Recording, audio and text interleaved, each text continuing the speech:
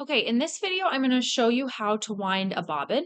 The bobbin winder on the lock stitch machines here in the studio is found on the right side of the machine.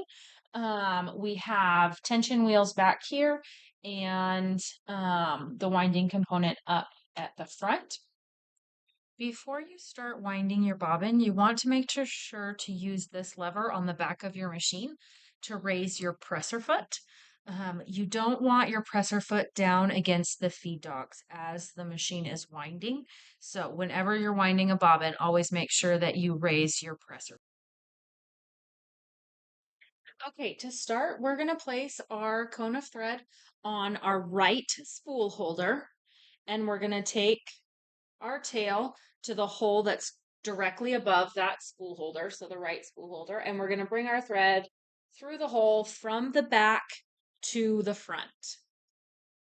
Pull it through, make sure it doesn't get caught anywhere, and then we're going to come down towards the bobbin winder.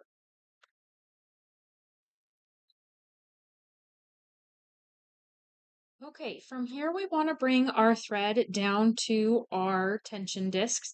So we're going to start by going through this little hole that's above our tension discs, and we're going to bring our thread from the left to the right. And then we're going to take it down and underneath our tension discs and to the front. So down and underneath. And then again, I would always double check to make sure that your thread is inside between those tension discs so that you get the right tension from your thread.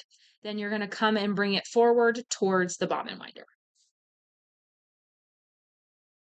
As we come towards the front part of the bobbin winder, we're going to grab our bobbin and we want to bring our thread from the inside of the bobbin and through one of the holes to the outside.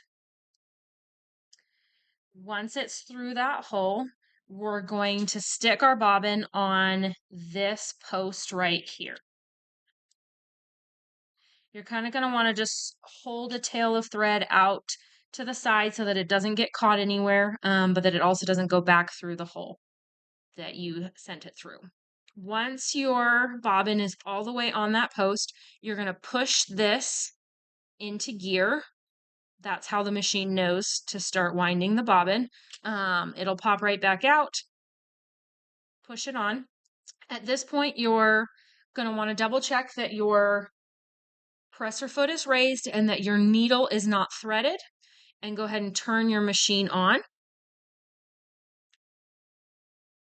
And once you're ready, just gently pull, gently put your foot on the treadle and the bobbin will start to wind. Once you have a little bit of thread wound onto the bobbin, enough to hold that tail, I always stop and trim off my thread tail so that it doesn't cause tangles later. And then once that tail is trimmed, you can start winding your bobbin full speed ahead.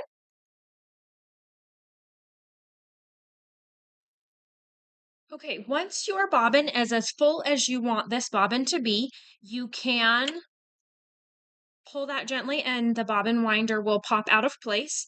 You can also, if you're filling the entire bobbin, when the bobbin is full, the thread on the bobbin will push it out of place and it will just click out automatically.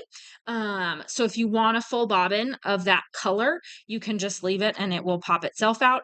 If you're working with a unique color and you know you're not going to use the full bobbin of that color, you can pull that to stop it before the bobbin is full and not fill a full bobbin.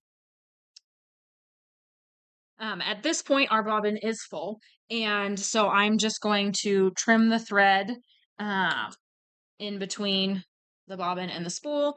Make sure that you pull the thread tail out from the tension plates and that it's clear from this area. The belts of the machine are down under here, and we don't want stray threads around here getting tangled in the belts. So we always want to make sure that when we're done winding our bobbin that all the threads are clear from this area, and then we can just pull our bobbin off and we have a fully wound bobbin that is ready to load into the machine.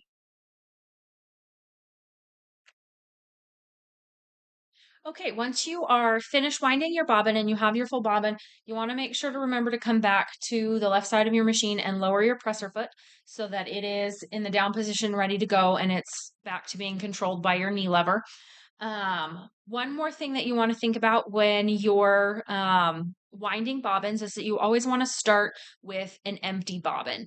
So if you have a partially filled bobbin that you know you're going to need more bobbin thread than that, so you want to top it off, or if you want a different color than what the thread you have on your bobbin is, you always want to take any thread off the bobbin before you add or put thread onto the bobbin. So you always want to start with an empty bobbin. You never want to wind a new color or more thread on top of thread that's already on the bobbin. That's going to lead to tangles and potentially thread jams in the machine.